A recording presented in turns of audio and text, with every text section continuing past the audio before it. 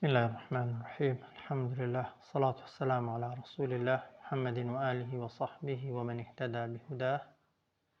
رب اشرح لي صدري ويسر لي أمري واحلل عقدة من لساني يفقه قولي لا واني حفظ همدا تاوكري بابتكي بيشو باز دكين كبريتي لا كوكردنا وجمع كردني قرآن پێشتر باسمان کرد دووبارەی ناکەینەوە بەڵام ئەوەی کە پرسیارە ئەوەیە کە بۆچی پێغەمبەر صلی الله عليه وسلم کە قورئانی بە سەحابەکان دەنووسیەوە هەمووشی بەیەکەوە کۆنە دەکردەوە و پێش ئەوەی وەفاتی بکات نەیدەکردە یەک موسحەف چونکە کە پێغەمبەر وەفاتی کرد صلی الله عليه وسلم قورئان هەمووی بەنووسین هەبوو بەڵام هەر یەکەیان لەکن سەحابەیەک هەر مەجموعە سوورەت و مەجموعە ئایەتێک لكن هندێک لە سەحابەکە گوتمان 42 یا زیاتر لە سەحابە قورئانیان دەنووسیەوە هەر یەکەیان بەشێک لە قورئانی لابوو بەنووسین بەڵام گوتمان دەیان سەحابە هەبوون قورئانی هەمووی بەیەکەوە لەبەر بوو پێغەمبەری خوا صلی الله عليه وسلم بۆ ئەو کارەی نەکرد یەکەم کە ئەو خاڵانە پێویستە بنووسن پێغەمبەری خوا صلی الله عليه وسلم مەبەستی بووە سەحابە گرنگی بە لەبەرکردنی ئاەتەکان بدەن و زۆر دووبارەیکەنەوە و زۆر ئاەتەکان بڵێنەوە بۆی لەگەڵ ڕوح و دڵیان تێک هەڵ ببێت هەم ئەجر و پاداشتیان زۆر دەستکەوێت و هەمیش قورئان پاراستن لە سینەدا بێگومان زەمانەتی زۆرترە چونکە گواستنەوەی نووسینەکانیش لەو کاتیدا لە شوێنێکەوە بۆ شوێنێکی کە زەحمەتی زۆر تێدا بوو سەحابەکانی دەوری پێغەمبەری صلی الله عليه وسلم هەمویان داعی و بانگخواز بوون و خەڵکیان بۆ ئەو قورئان و کەلامە بانگ دەکرد کە پێغەمبەر فێری کردبوون بۆیە چاکتر وابوو باشتر وابوو سەحابە قورئانیان لە سینە و لە دڵیان دابێت ئێستا ئەگەر کەسێک کە هەمیشە موسحەفی پێیە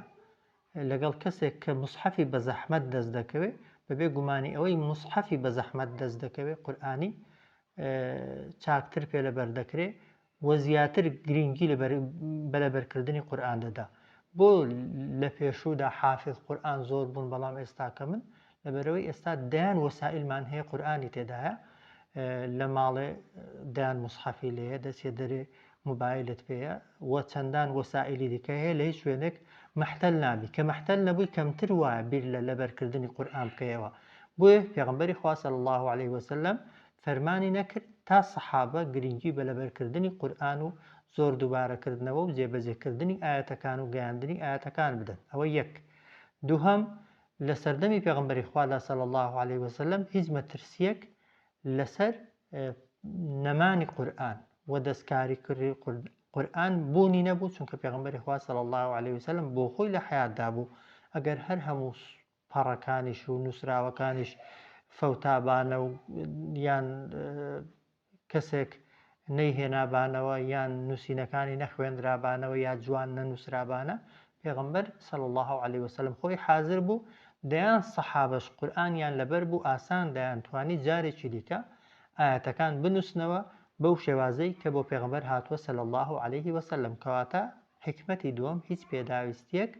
بۆ کۆکردنەوەی قورئان لە سەردەمی پێغەمبەری خوادا بوونی نەبوو حکمەتی سێهەم هەمومان دەزانین تا پێغەمبەر صلی الله عليه وسلم وەفاتی کرد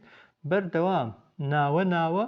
قورئان بۆ پێغەمبەر دەهاتە خوارێ صلی الله عليه وسلم ئەو ئاەتانەشی کە بۆ پێغەمبەر داهاتنە خوارێ صلی الله عليه وسلم بەپێی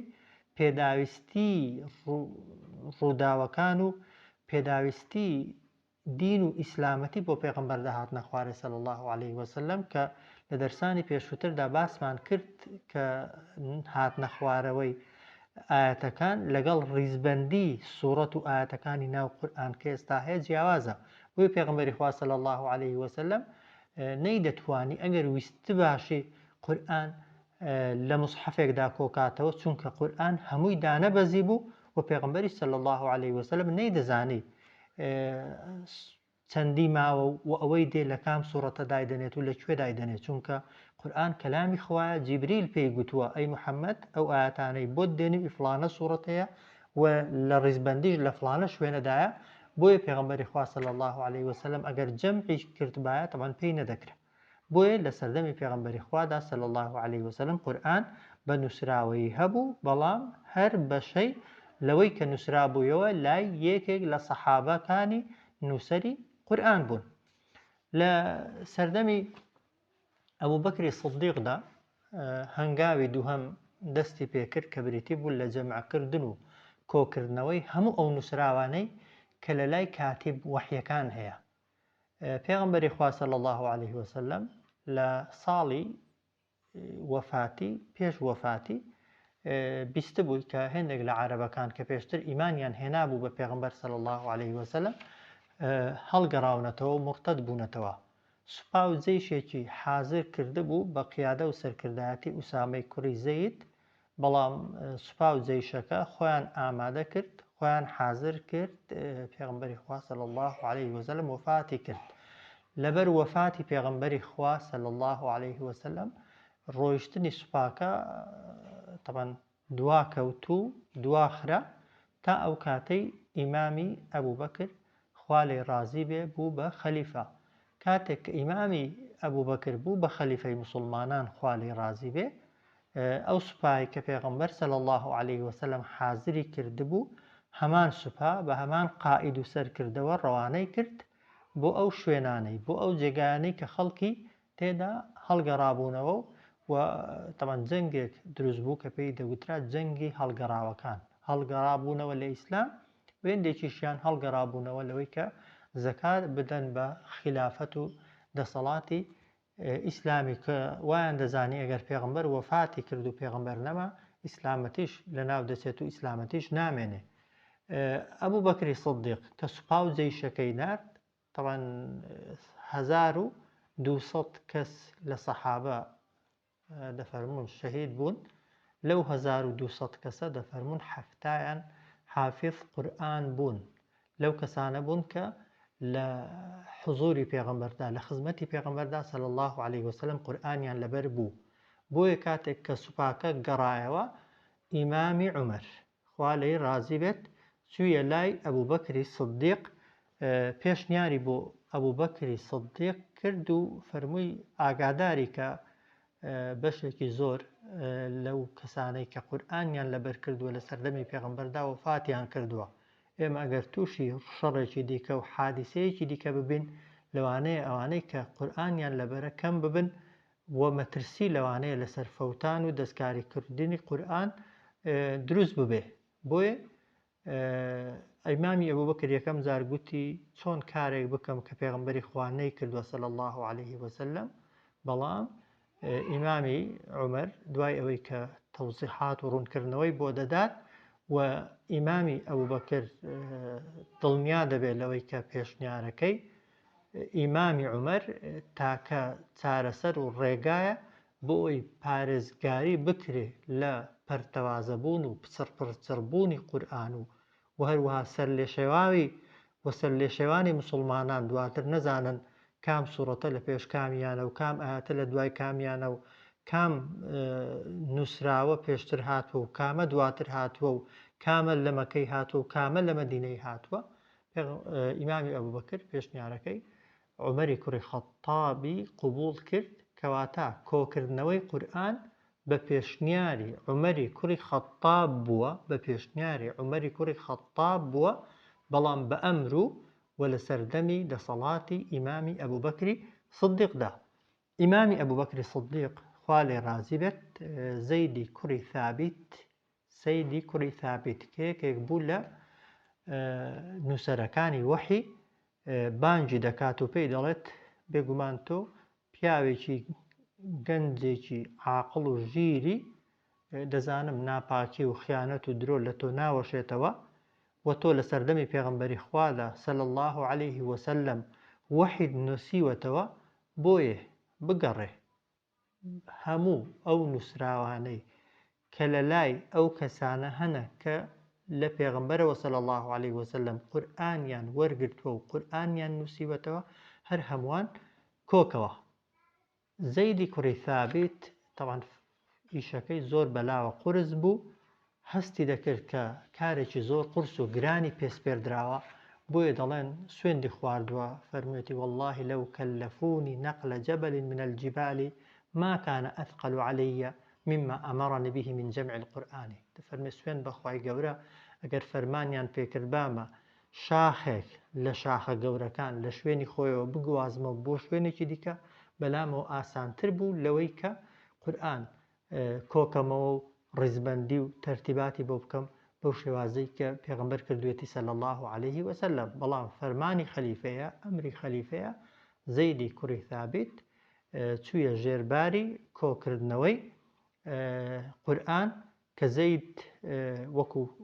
یعنی ئێستا دەگەینە ئەو نەتیجەی کە پێشنیاری کۆکردنەوەکە ئیمامی عومەر کردوێتی، ئەمر و فەرمانەکە ئەبوبەکر کردوێتی، منەفیذ و جێبەجێکارەکە زەیدی کوڕی ثابتە لەگەڵ هاوکارەکانیش. زەیدی کوڕی ثابت طبعاً هات هەموو نووسراوەکانی هێنان کە لەکن نووسەرەکانی وەحی بوون، بەڵام بۆ ئەوەی دڵنیا بێ لەوەی کە ئەوەی بۆی دێنن، ئەوەی بۆی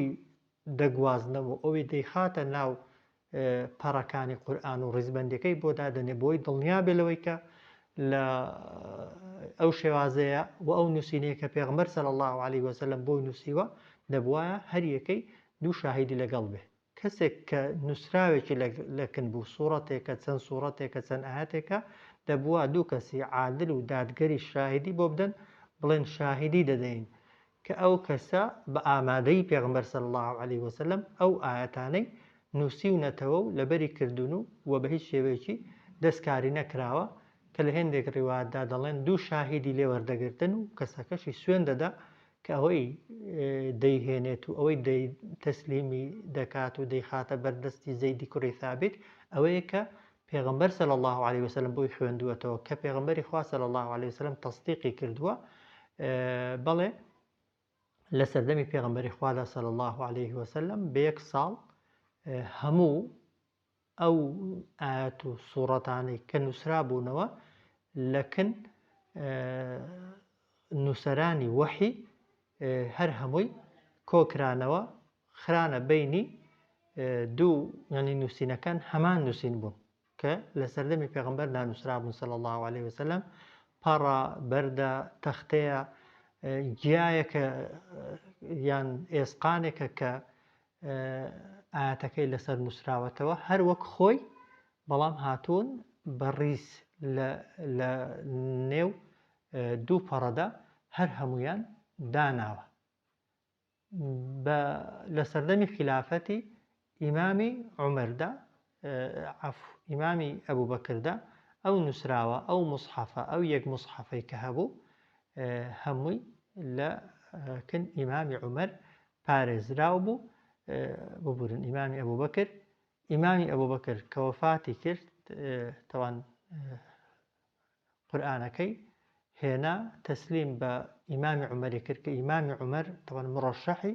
ئەبوبەکری سدیق بوو بۆ ئەوەی دوای خۆی ببێ بە خەلیفە، هەرچەندە بڕیاری نەداوە ببێتە خەلیفە، بەڵام پێشنیاری کرد بوو و پێی باش بوو کە دوای خۆی ئیمامی عومەر بکرێ بە خەلیفە. بۆیە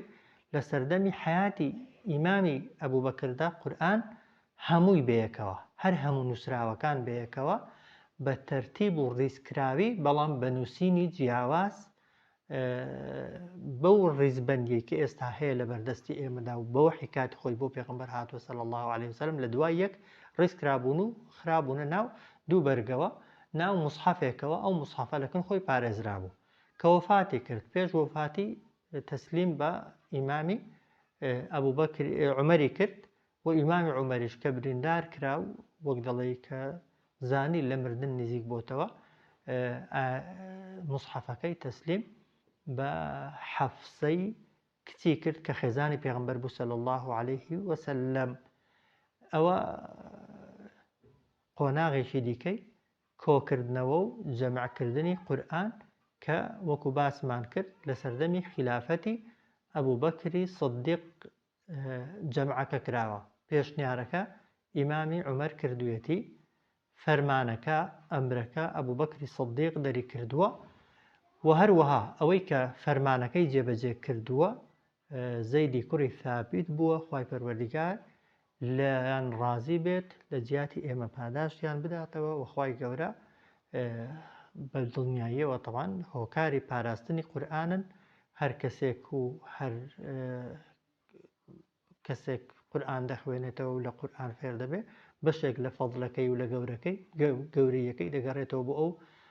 گەورە پیاوانە کە بەبێ گومانی کارێکیان کرد بەڵێ پێغەمبەر نەیکردبوو صلی الله عليه وسلم بەڵام خزمەت بوو بە شەریعەت و دینی پێغەمبەری خوا صلی الله عليه